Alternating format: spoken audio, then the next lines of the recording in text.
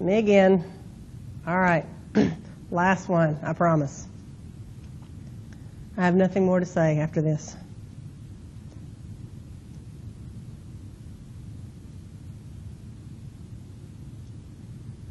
Let's go with green. I haven't used green yet.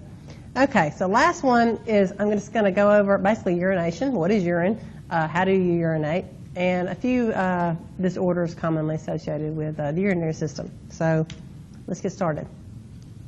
Let's talk about some of the characteristics of urine. And you're probably thinking, well, who cares? Well, that's one of the main tests that if you go into a doctor's office, one of the first things they're going to do as part of your history and physical and some basic blood work is a urine test. They will basically take a urine sample and use a dipstick. And if you've ever seen one, then they'll have a little strip with about 12 different colors, and they'll hold your strip up there, and they're going to look at things like pH, and is there blood in your urine, what's the specific gravity, what color is it. So there's a lot of things you can find out about how well your body's working based on what's in your urine. So it's actually pretty important to know what's in your urine. The first thing we all know is our color. Usually clear to pale to deep yellow. As the color changes, it tells us something very important. It tells us how hydrated we are. Very easy to tell if you're dehydrated if your urine is a dark color. If it's red, has a red tinge to it, what do you think that tells you? Probably got an infection. You got blood. You don't want blood in your urine. That's not a good thing. They also test for proteins in the urine. Abnormal to have proteins in the urine, abnormal to have blood in the urine, abnormal to have glucose in the urine. So those are things they're looking for to tell them how your kidney function is working. Now, things that you eat, maybe drugs or vitamins or diet, can alter the color. You probably know that. You've probably had maybe drank some funky Kool-Aid or taken some kind of medicine. The next thing you know, your pee turned blue or something like that. So some of those dyes will pass on through your kidney, and you can change the color of your urine. A cloudy urine can indicate that you have a urinary tract infection. So if you need to do the urine sample and you look at it and it's real milky colored, that's probably not good. Probably have a urinary tract infection. So a lot of things to learn just from a urine sample. It really shouldn't have very much odor. It should actually be a little aromatic, a little floral when it's fresh. But as it ages, if you let it sit there for a little while, you're going to start smelling and be ammonia, kind of that astringent smell. And it can be, again, that odor can change based on what you eat or maybe some drugs. Eat asparagus. If you don't know what I'm talking about, go try it. If you eat asparagus within maybe an hour, you go to the bathroom, you will smell the asparagus smell. So things will come through your urine. The pH. It's usually slightly acidic, somewhere around 6, but it can range anywhere from 4.5 to 8. If you have things like diet can change your pH, vomiting can change your pH, urinary tract infections can change your pH. So that's, again, a good indicator of what's going on if you have a change in your pH of your urine. It's mostly water. 95% of urine is water, about 5% solutes. It's going to have some sodium, maybe some potassium, things like that. Urine, uric acid, creatinine. Here we go, sodium, potassium, phosphate, sulfates, calcium, magnesium, bicarbonate. All these things can show up in your urine. But anytime you have any kind of glucose, blood, and protein, once again, those are warning signs, okay? That's not supposed to be there. So when those occur, glucose, diabetes, possibly, blood, infection, typically. Protein. You say, well, why would you have protein in your blood? A lot of times you see protein as it's a side effect of unchecked diabetes and unchecked high blood pressure. Diabetes and high blood pressure tend to basically break down that filtration membrane in the glomerulus, and so then what was supposed to block those proteins now doesn't work anymore. It's ineffective, and proteins are now spilling into the urine. So diabetes and blood pressure unchecked will damage the kidney and basically allow you to spill those proteins, and you don't want that to happen either. The ureters or ureters, I've heard it said both ways. I say ureters. Some people say ureters. Basically, that's just the tubes, takes the urine from the kidney to the bladder. They enter the base of the bladder, and as the bladder pressure increases, the distal end of the ureters will close. It will prevent backflow. You've always heard, make sure you relieve your bladder. You don't want backflow into the ureters. It shouldn't happen, but people who tend to not go to the bathroom, especially when you first start school and you don't have time in high school to run to the bathroom, people will start to have a buildup of pressure and some backflow, and that causes infection. So if you have a full bladder and you need to go. You do not want to have this problem, okay? Because it's not supposed to happen, but if you don't go to the bathroom and relieve your bladder pressure, it will. And that is not a fun thing to deal with. All right, here's your bladder, which is basically just a storage facility. It's on the pelvic floor, retroperitoneal to the pelvic floor. In males, remember, there's a prostate gland that surrounds the neck, okay? And in females, it's anterior to the vagina and the uterus. You guys should hopefully know that by now. You have something called the trigony, which is basically means triangle. It's basically this triangle between where the ureters come in and the urethra.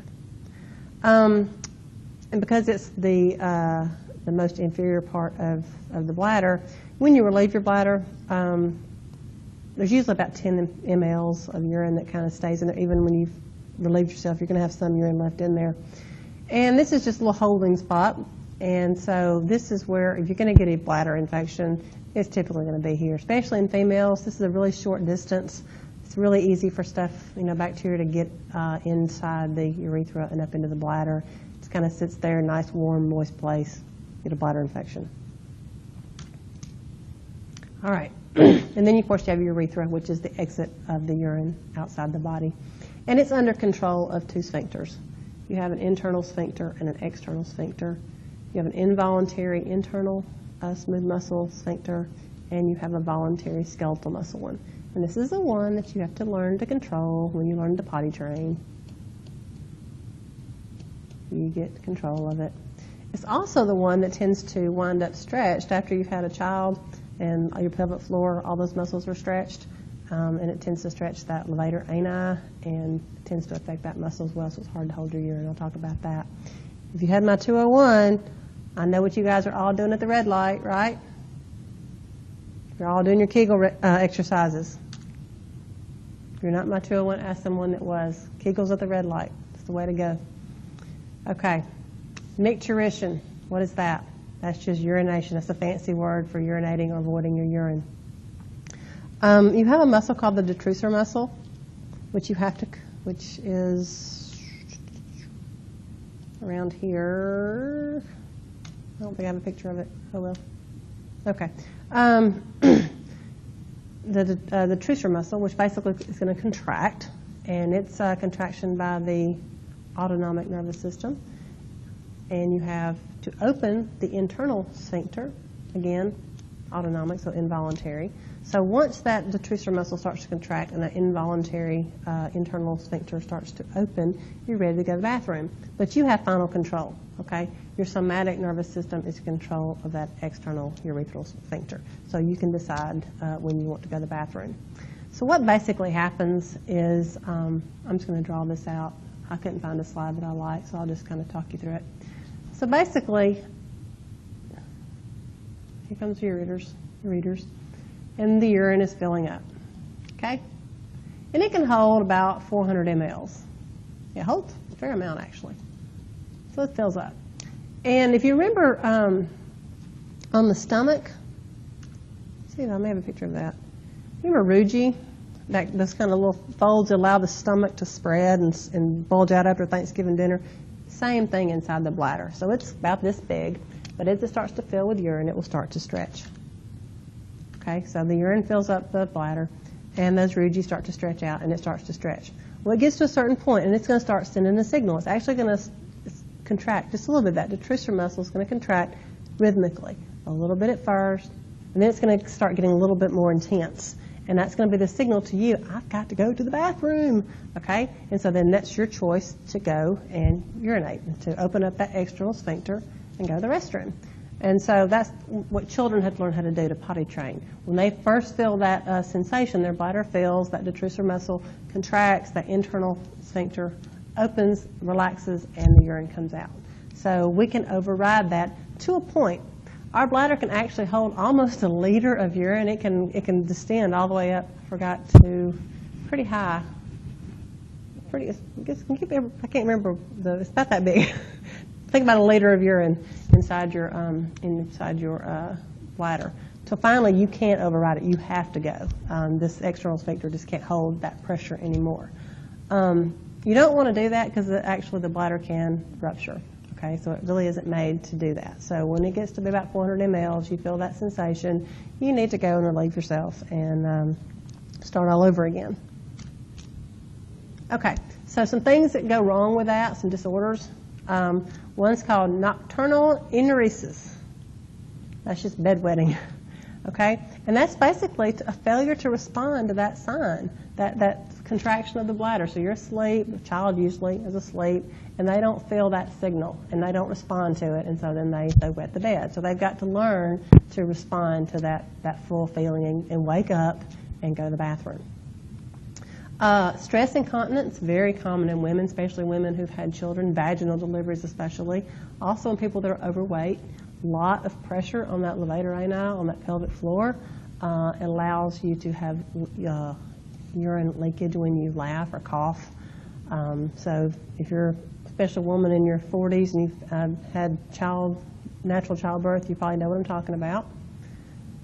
Urinary retention, that's the inability to fully empty the bladder. Some people, it could be the angle of the bladder, maybe the urethra, maybe it's a little bit kinked a little bit, so you can't actually empty it all the way out.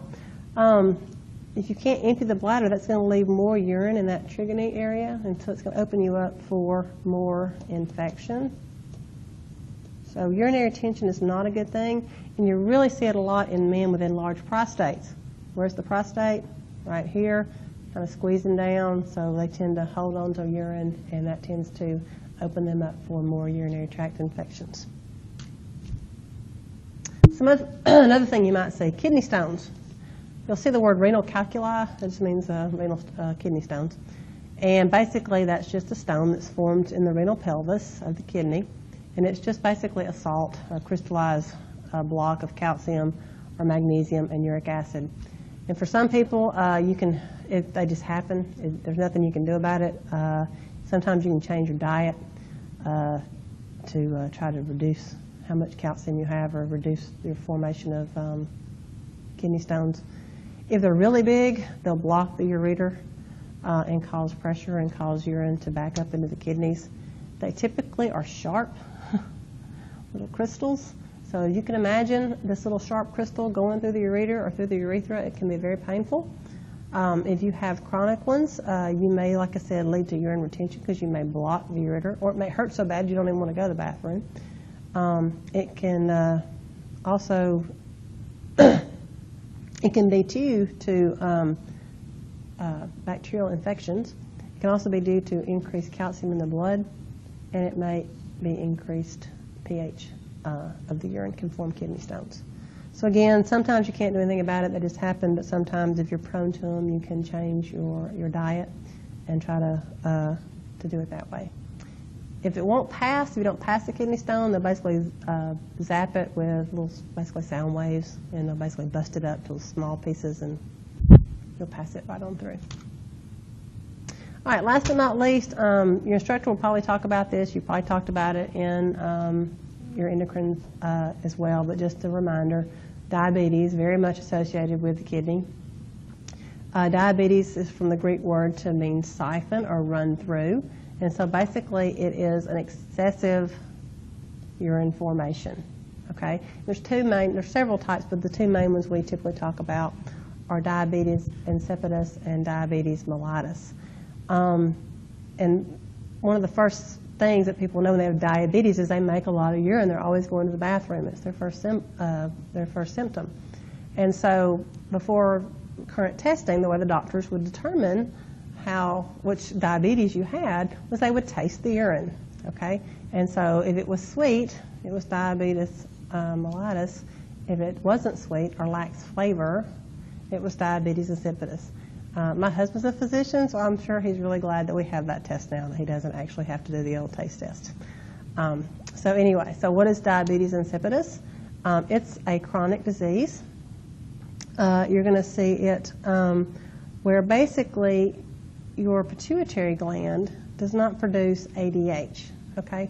So you don't have reabsorption of water from the kidney. So you're making large quantities of dilute urine, but they don't have any sugar, and there's nothing else going on. There's nothing wrong with the urine. It's just a lot of it because you have failed to make the hormone, antidiuretic hormone. Fairly rare. The one that we see most common is diabetes mellitus. And it's the most familiar type. And it is, when we say someone has diabetes, this is what we're talking about. If you say, my grandmother's diabetic, well, we assume you mean diabetes mellitus. And that just means you're basically spilling sugar into the urine, glucose. And it's because either a lack of the hormone insulin or a lack you don't respond to it anymore. You don't respond as well as you used to. So the hormone insulin is responsible for diabetes mellitus. So basically you have high blood sugar. So that means a lot of sugar is being put into the filtrate. And so when your nephron's trying to process that, it can't reabsorb all the sugar, so the excess sugar is spilled out. That excess sugar is holding on to that water, and you're making more urine. We have two types of diabetes, 1 and 2. 2 is typically called juvenile diabetes. You usually see it before someone's age 20. You don't make any insulin. Your pancreas doesn't make insulin at all, and that's type 1. So you have to take insulin, have a pump or something like that. Type 2, you associate that with obesity, usually later onset. And you still may have insulin. It doesn't mean you're not making insulin anymore. We do have insulin, you just don't use it effectively anymore, so you tend to have high blood sugar. Both of these, like I said, they cause wear and tear on not only the vessels of the kidney, but also the vessels on the eye. So you tend to have diabetic blindness due to diabetes can also result if it's untreated. Okay, I think that is all I'm going to talk about today. I hope you've learned something. Like I said, if you have any questions, please come find me, ask your instructor, and good luck with the rest of your studies. Thank you.